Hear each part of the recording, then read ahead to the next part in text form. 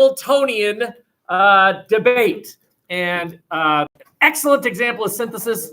This morning's St. Paul paper, a whole article about what Hamilton would say about Trump, and about how Hamilton, who helped to write the U.S. Constitution, intentionally made the chief executive strong, but also put into place impeachment proceedings. That's Hamilton's idea, which very much comes into play with our current president. I'm not suggesting it's justified or not. That's for you to decide. That's for the U.S. Senate to decide. But it continues, this belief. Should the central government, should the federal government be the thing, or should states be the thing? Should the chief executive be a powerful figure, or should there be checks and balances on them? These things continue. Okay, last time we ended with this, right? The Judiciary Act, which remember, all the U.S. Constitution says about the judicial branch is that there is one. It does not clarify the form of it. And what this law did, and it's been updated several times, it created a national level, a state level, and a private level. It created a 3-level system: national, state, and private. But then within each level, there's also 3 levels. There's the initial court, there's the appellate court, and then there's the ultimate court within that level. So it's 3 and 3, right? There's 3 levels, and then with each level, there's 3 levels. Yes, dear. Was there notes on Friday? Were there notes on Friday? Yes. That. Yeah, this is what we covered. Yeah, okay. So, okay, here we go. George Washington elected. Who's going to vote against George Washington? Right? I mean, the guy is unquestionably the most popular figure in American politics at the time. He's elected in 17. Well, let's think here. Let's just think. When was the last presidential election? When was the last presidential election? 2016. 2016, right? And how long do presidents serve? 4 years. 4 years, right? Which means that when did Mr. Trump start his presidency? 2017. You're elected in even years, but you begin your presidency in odd years. Okay? So that means that George Washington must have been elected in an even year, right? Yeah. But he wasn't. He wasn't. He was elected in 1789. 1789, which is an odd year. How's that possible? I want someone in here to figure it out. He served extra years. That's partly the right answer. You're actually closer than you think. He served extra years. No, there in our history we've had one president serve more than 2 terms, and he wasn't it. Well, yes, that's true, but yeah, you're right. But that's not what I'm asking. I'm asking if you're elected in even years and you begin your presidency in odd years, how come that's true for every single one except the first one? Because it was new. You're on the right track. Yes.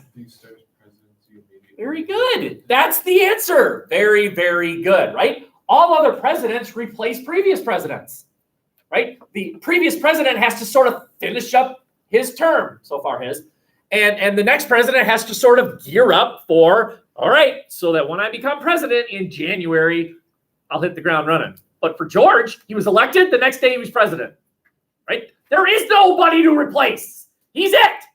Yes, dear. Good question.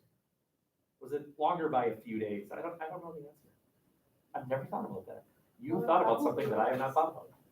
Congrats. Okay. So Georgie Porgy is president, and he names people to his cabinet, right? Each of these 5 people is the head of a huge building that they're responsible for things. Today, it's not 5, it's 16. There's 16 agencies that all report directly to Mr. Trump. When the U.S. was born, there were 5. Do you know any? Treasury, you're exactly right. The Treasury Department. State Department. Defense. Let's slow down here. The Treasury Department, they do things like Money. collect taxes and spend. They collect money, they spend money. That's what they do. The State Department. What does the State States? Department do? States. They state things. Take it back. What? Deal with foreign affairs. Yes, they deal with foreign affairs. They deal with trade. They deal with alliances. Now, what if it doesn't go well with the United States and a foreign entity? What's the other department? The Department of Defense, which was originally called the War Department. They changed it. It sounded too warlike, right? So the Department of Defense, very good. There's two more. That's a new one, yeah. The Department of Justice, the Justice Department, right? And they dealing with people who break federal law. And then the Post Office. The Post Office was a cabinet level back then, yeah. Okay. Hamilton was the Secretary of the Treasury. Hamilton was the Secretary of the Treasury. When the U.S. was born, we were in debt. And so Georgie Porgy says, all right, Alex, fix it. Fix our economy. Fix our spending. Fix our tax system. Fix it. And Alex says, okay, I'll fix it. He comes up with a 5-part plan. Here's his 5-part plan. Okay? What I'm about to tell you is number 1, just darn interesting. Number 2, testable. And number 3, potential evidence for your next Blue Book essay. Here it is. You have found documents that argue Hamilton was right or Jefferson was right. These two groups over here. Your issue was taxes and spending. Here's the evidence. Here's the evidence that you could use. Part 1, let's create a Bank of America. This is not what we today call Bank of America. It was called the National Bank. Let's create a national bank. Now we have someplace to put tax money, and now we have someplace to withdraw money to spend it on whatever it is that government spends money on. By the way, what does government spend money on? Roads. A lot of things. Brilliant. It's like an onion. Layers of meaning there. What? Yes, the military. Very good. Public areas. Yeah, parks and stuff like that. Very good. Okay. Today, it's a lot of things. Now, she just said schools, and that's sort of right. Not private, but public. Again, that's sort of right. The one thing that the federal government has 2 relationships with this building. Number 1 is, how many of you enjoy those delicious lunches every day? Hot lunches. They're disgusting. Thank you, federal government. Even if you paid for it, you didn't pay full cost. Now, I know it's hard to believe, but that lunch is actually more expensive than what you paid for it. Yeah, and I know. I mean, sometimes it's like chips with cheese goo on it, right? And you're thinking, this is $5? Yes, but it's actually more than that. The federal government pays for half of your lunch. Everybody, whether you can afford it or not. And then some of you get lunch for free, and you get breakfast for free. Okay, federal government pays for that. So that's 1. Does anyone know the second? What's the second relationship between the federal government and this building? Teachers. Education standard. You take them as juniors mostly. ACT? Yeah, those tests. Those tests. That's federal. Everything else is state. My salary, state. Well, county, actually. That's right. Okay, let's create a bank. The national bank. Number 2, let's tax imports. Let's tax imports. Now think about that. We're going to tax T-shirts from France, as an example. Okay, so she makes T-shirts in France. Oh, oui. And she makes T-shirts in Philly. Let's say it costs them $1 to make the shirt. That includes parts and labor. It costs you $1. Okay? How much are you going to charge people to buy your shirt? It costs you $1. If you sell it for $1, you've made no money. How much are you going to charge? $2, right? For $1 profit. Okay? Now how much are you going to charge? Remember, she's charging $2. How are you going to get people to buy your T-shirt and not her T-shirt? Come on. What do they do? What do businesses do? Come on, you know. If hers is $2, yours is $1.99. Very good. Very good. You know, they've done these studies, and when you see $1.99, do you know what your brain says? Cheaper. $1. It's $2. It's only $1 and some change, right? You don't round up, you round down, and that's a bit of rounding. Same with like if something's like $159, then it's $160. That's what you and I think, but most consumers say, wow, $150. No. But anyway, all right, $1.99, $2. Which shirt would you buy? Would it really impact you a penny? No, so it might be 50-50, right? Okay. But wait, we're gonna slap a 100% tax on her shirt. Now my shirt's like $4. $4. $4. Now what are you gonna do? Her shirt is now $4. Okay, or maybe to make it so people actually buy it, maybe you'll say $3, right? Now look at how the U.S. government has just created a win-win situation. Why does America win if you buy the French shirt? Tax. I just made $2 per shirt. The U.S. government just made $2 per shirt. Win. And why does America win if you buy her shirt? You're buying. Local business. You're buying local. Exactly. Win-win. But there's another way to look at it. Put on your economics hat. I just produced evidence that, yeah, tariffs, win-win. But there's another way to look at it. People aren't, Lose. Big time lose. people aren't gonna buy my shirts. Yeah. Your business is going to go down, and she just charged 50% more than what she would have charged without the tariff. You, the American consumer, are now spending more on a stupid t-shirt because of the tax than you would have. You're now spending $3 instead of $2. What you could have done if you only spent $2 is you have $1, and now you can buy a gumball, right? The tariffs are seen as hooray for governments and American businesses, but they're seen as bad by consumers. So it's a mixed bag about whether or not they're actually beneficial. Nevertheless, Hamilton said, let's create a tariff.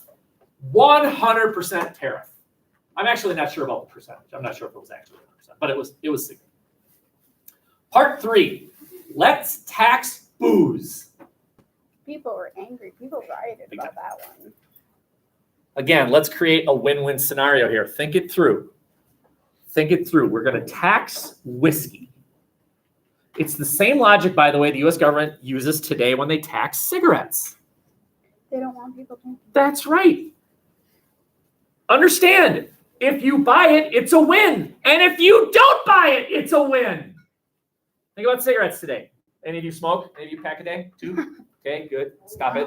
Stop it. And by the way, if you're vaping, stop it. It's seen as worse. It is worse for you than just roll up your own tobacco. Chemicals. Do it that way. Keep it Chemicals. simple, right? At least smoke what nature gives you instead of. Chemicals.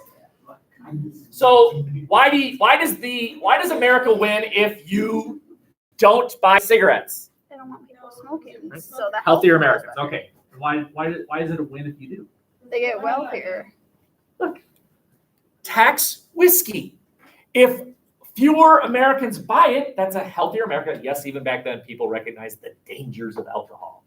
But if you do buy it, win for the U.S. government. We're going to make money. Okay, so we're going to tax imports and we're going to tax whiskey.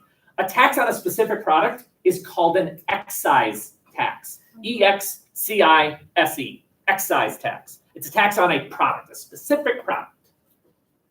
In this case, whiskey.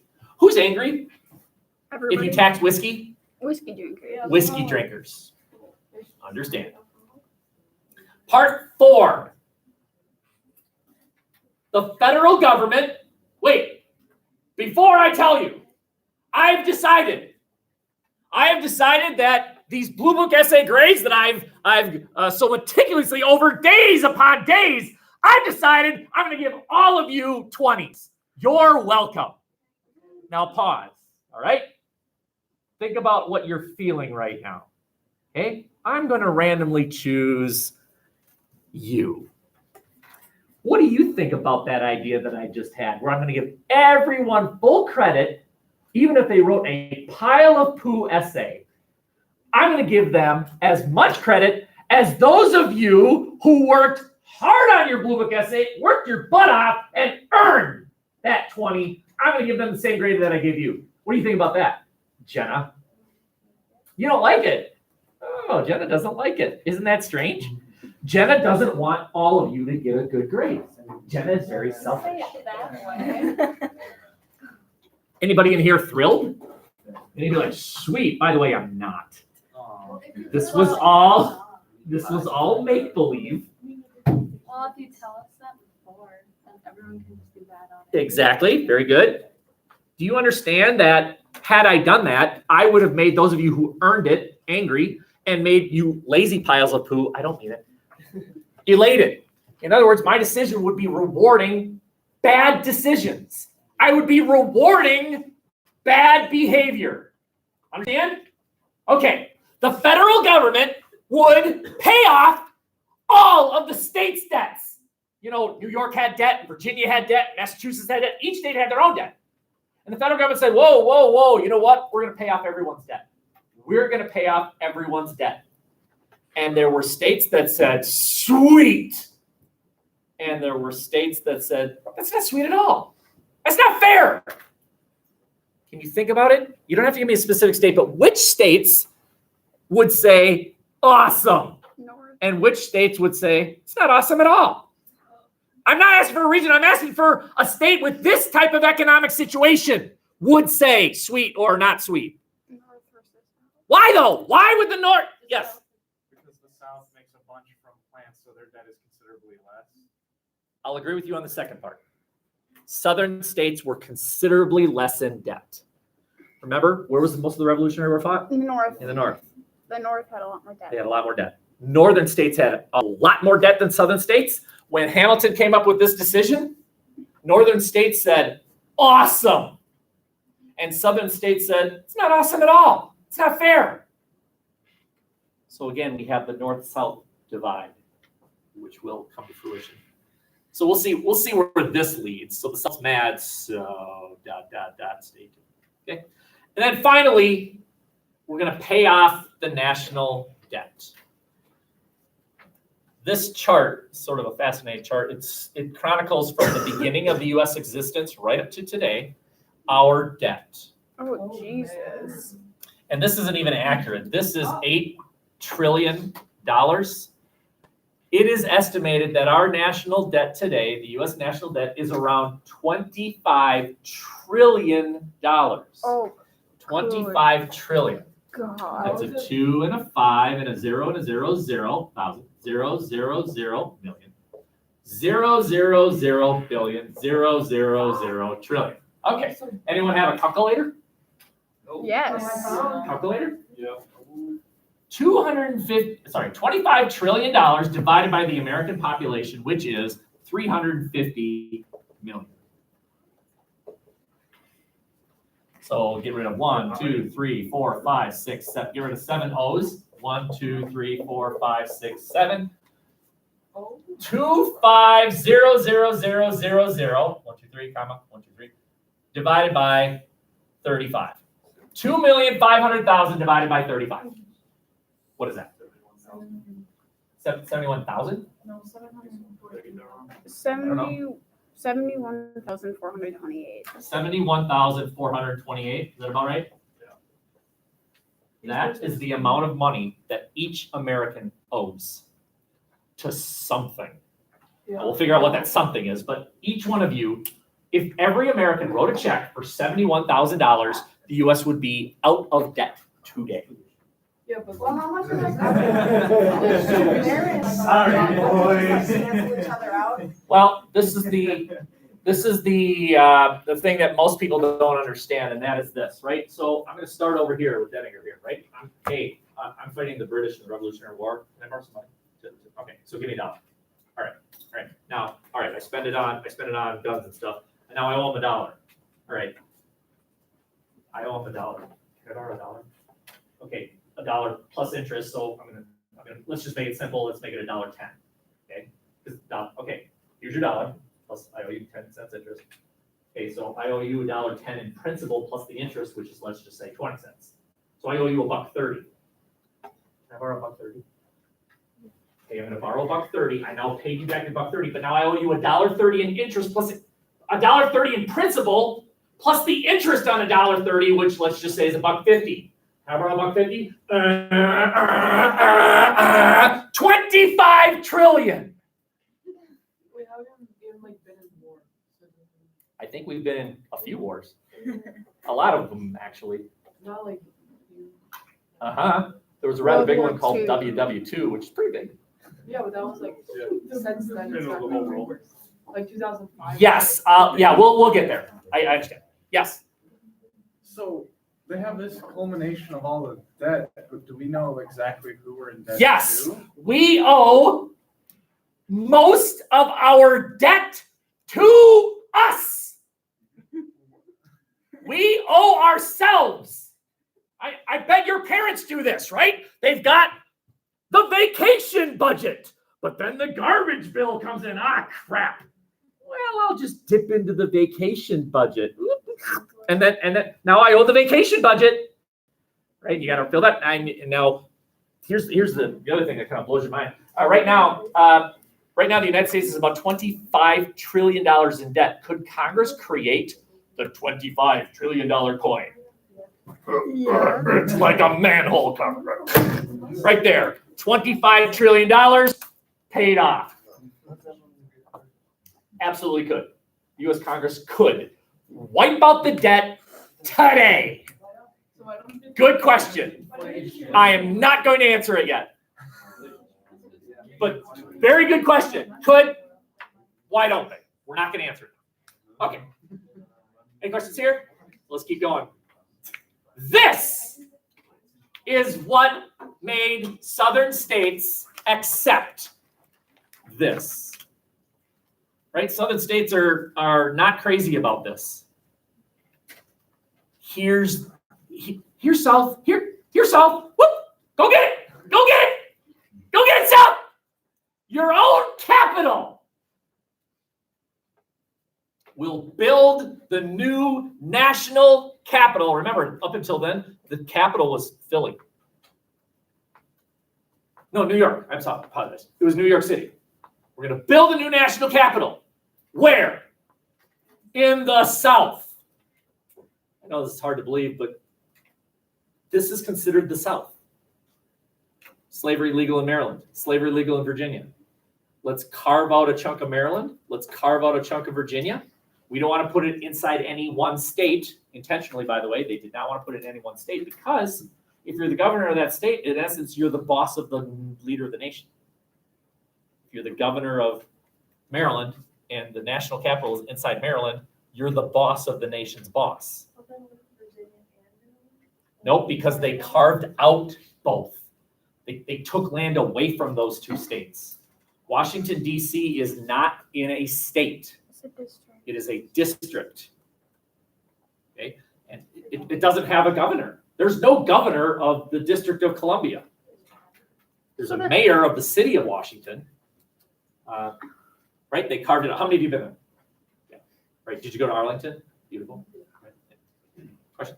So how does like stuff get done? Cause like, you know, That's a big question. roads get done and like, cause Roads like do the get done. states take on taxes to Yes. fix stuff. How does that work in that district?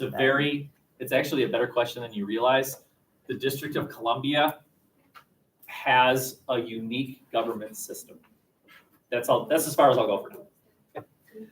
Okay, so this made the South accept the Hamilton's plan. We're going to build a new national capital in the South. Okay, one of the things that is sort of crazy to think about is that during the entire American Civil War, slavery was legal in the nation's capital. Right? And I don't know if any of you have seen the pictures of slaves helping to build the national capital. Slaves. Lincoln's watching them as slaves are building the national capital. Lincoln. Right? The national capital building was built a little bit later. Okay.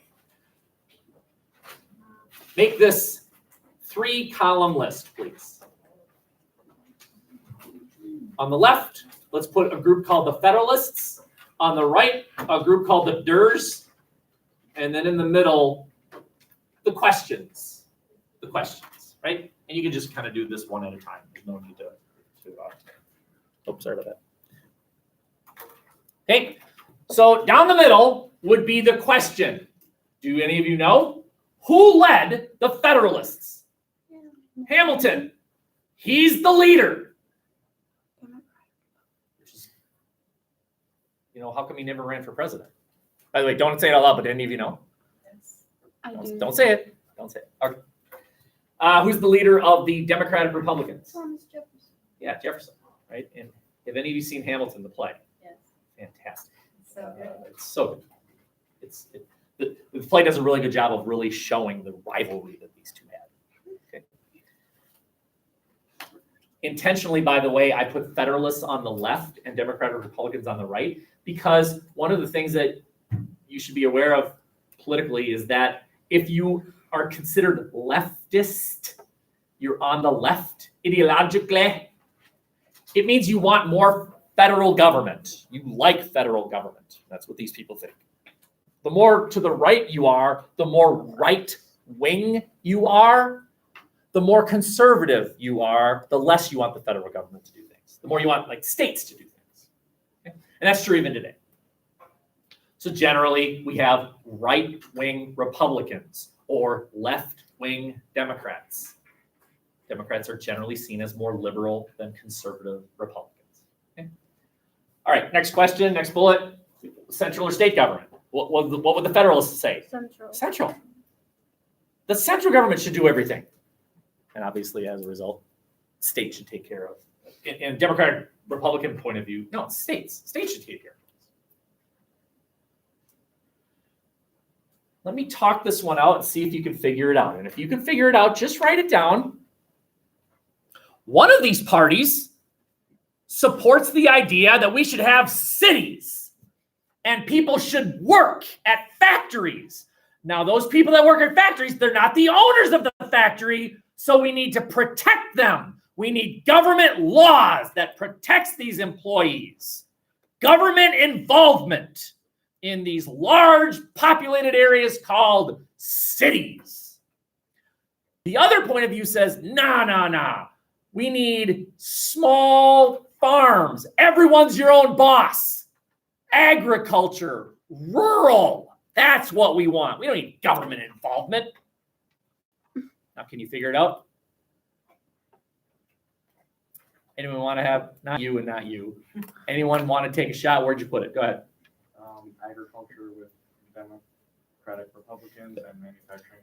Yeah, Hamilton wanted a nation of manufacturing, building things, so we can tax the snot out of it.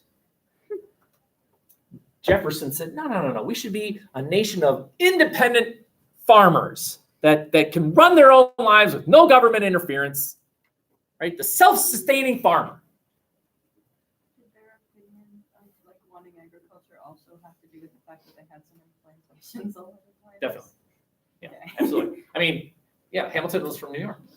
Jefferson's from Virginia. There you go. Right. This is a big one. Strict or free interpretation of the Constitution. Let's hold off on that for now. It'll make more sense in a bit. Well, actually, I think you could probably answer it. A strict interpretation of the Constitution says this: the central government can only do what this document says they can do. If it doesn't say they can't do it, they can't. It can only do what this document says it can do, right? We should limit the power of the federal government to only do what this document, the Constitution, says. If it doesn't say it, they can't do it. States will take care of everything else. And that is a strict interpretation. You can only do what this piece of paper says you can do, nothing else. Whereas the other interpretation is, well, we can do lots because this piece of paper doesn't say we can't. See, one says you can't do it because it doesn't say you can. The other one says you can't do it because it doesn't say. You can do it because it Yeah. doesn't say you can't. This team says you can't do it. It doesn't say you can. This team says you can do it. It doesn't say you can't. The strict is the one that says you can't, because it doesn't say you can. The free is the one that says you can, because it doesn't say you can't. Now, could you figure it out? Which one goes where? A free would give the federal government power to do things. Can you figure it out? Okay, now not her, and not him. Where'd you put it? Where'd you put it? Yes. Yeah. Free Federalists. Free Federalists.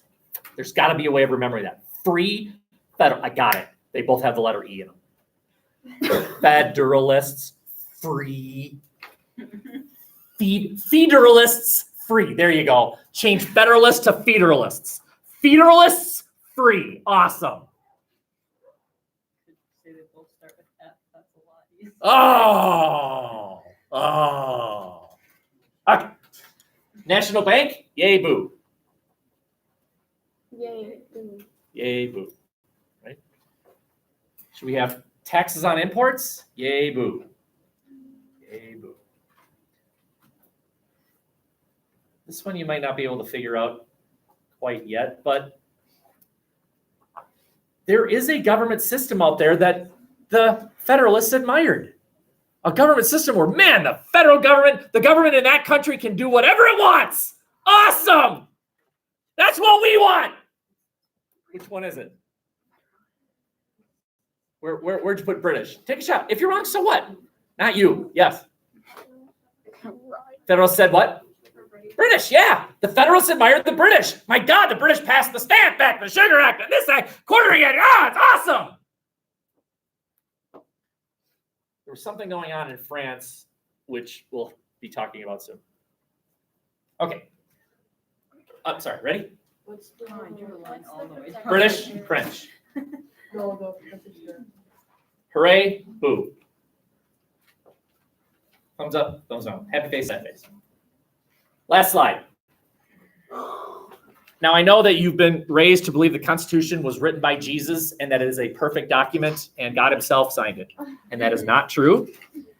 The Constitution is a fallible document. But the brilliance of the Constitution, what other countries have never been able to figure out, not all countries, but what many other countries have never been figured out is this. What the Constitution has right in it is its own first aid kit. In the Constitution is, hey, this part of the Constitution isn't quite right. Let's fix it. It's its own tire reinflator right in the Constitution itself. Right? Your tire goes flat, you just fill it right back up. Here is one of the flaws. Now, after I get done talking here, I want you to figure out, well, the Democrats or Republicans would push this idea, whereas the Federalists would say, this idea. The first 10 amendments to the Constitution are called the Bill of Rights.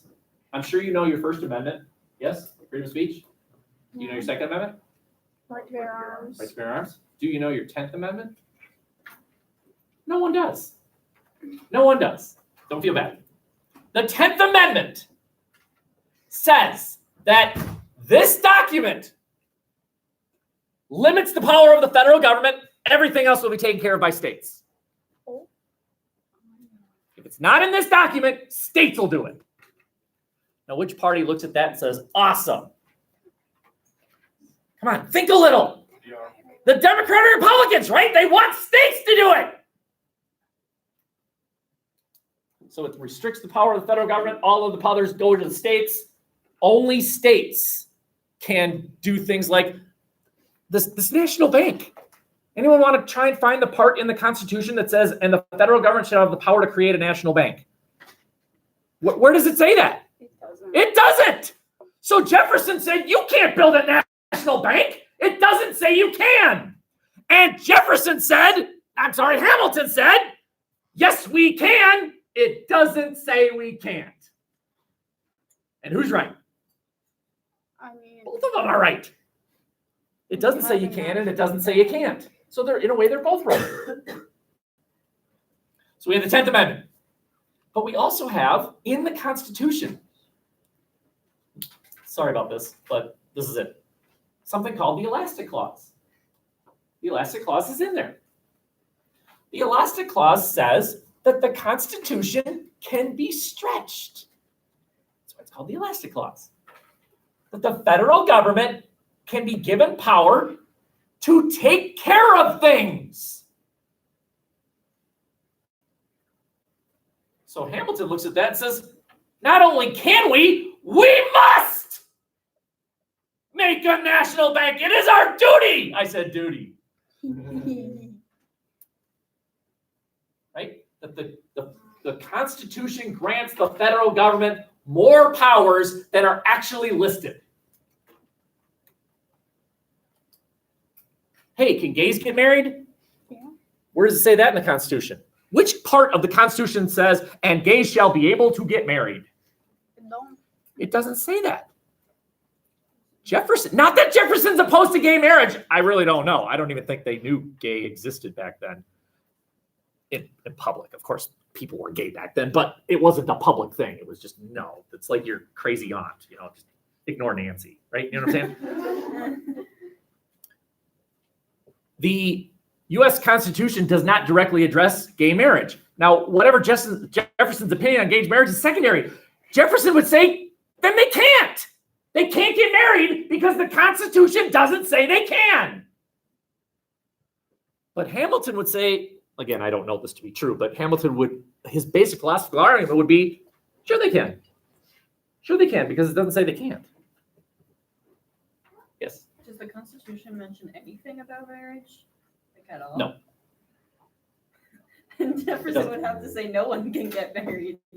Well, this gets into something that we'll talk about later, but Supreme Court rulings are constitutional. Oh, So when right. the Supreme Court makes a ruling about gay marriage, that ruling becomes part of constitutional law.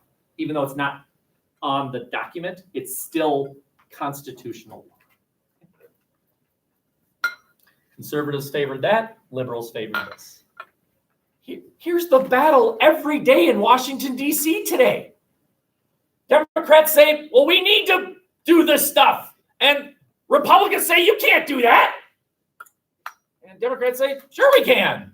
And who's right? They're both right. And how do they get things done? They go to you, the American voting public. You choose which version you agree with, and they have their day. They have their opportunity. And if they do a good job, they'll get reelected. And if they don't, the American public says, all right, we're going to give you a shot now. That's the history of American political thought in 10 seconds. Okay, all done? That's enough note-taking. Okay, so this class is over at 11:47, so we have about 15 minutes. Just as a reminder, we start our discussions. It's supposed to start tomorrow. We'll see. So you have the rest of today to sort of make sure that you know what you're going to be saying for whenever we have these discussions. Yes, dear. Right. Good question. No. You want it to be a physical copy that you give physically to me? Fine. You want it? Did I create a place on Classroom? No. Okay, I will.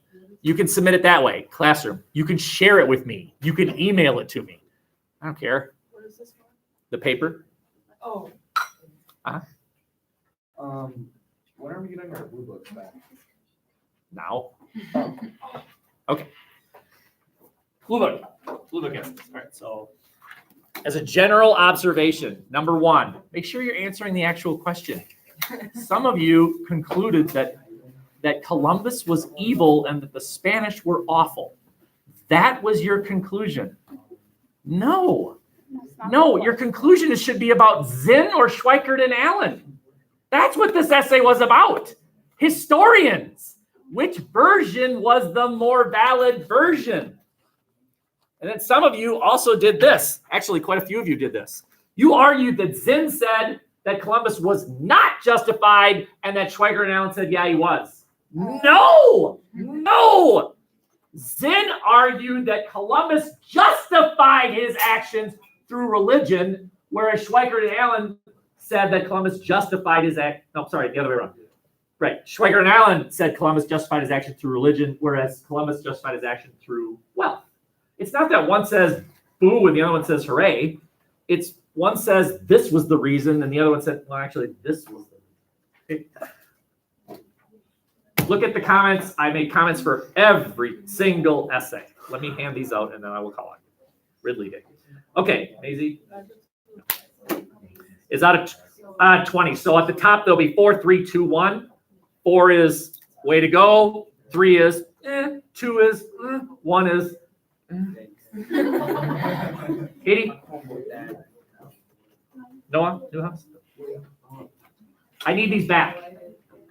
You do not keep these. These get submitted to the U. Zachary. No. Can I take pictures? Schrader. No. Ridley.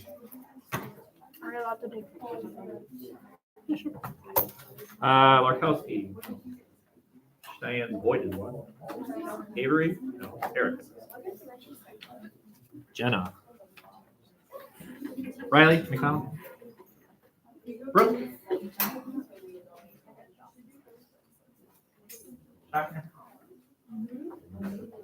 Zach. Ben Nelson. Taylor Paulson. Jacob Miller.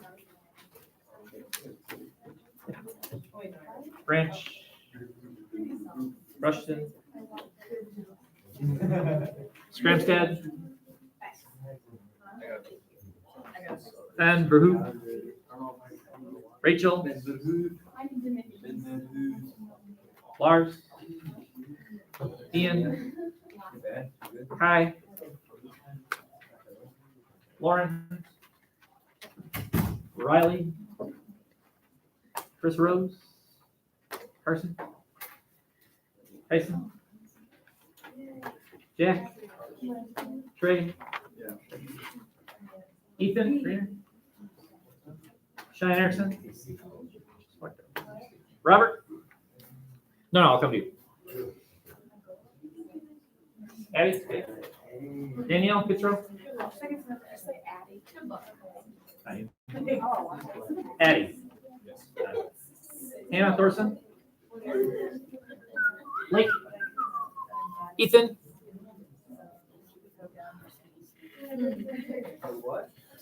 Katie Johnson. Abby Cole. Eddie Kramer. Jen Sayers. And Brooke Mitchell. If you didn't get one, that's because you haven't finished.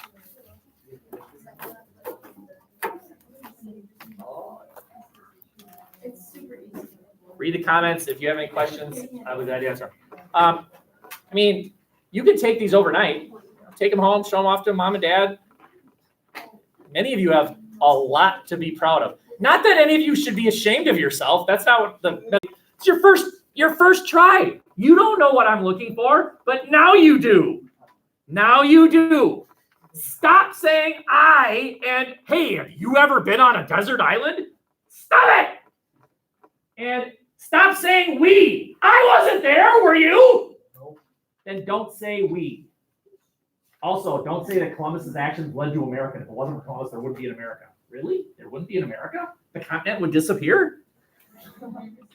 Don't make these, I call them hyperbolic claims. History would not be the same. Well, yeah, history would not be the same, but don't make an amazing claim that it's difficult to support, right? So be careful with hyperbolic, which means ridiculously crazy claims. Yes, take them home, really digest them. I spent a lot of time with every one of these bad boys. I read them.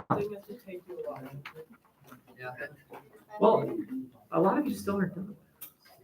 That was like a week though. You were done. I didn't know you were. I was expecting like 2 weeks. Mr. Puck, I'm confused. Okay. So you say back here, where's my second paragraph? But both Striker and Ellen ones No, are I know. here. And then I'd say, oh, there it is. Well done. Oh, earlier, okay. I was like, wait, you said on the front there are two. Is there? We're pretty proud. I need to turn this over in. Yeah. I'll try and get it graded soon.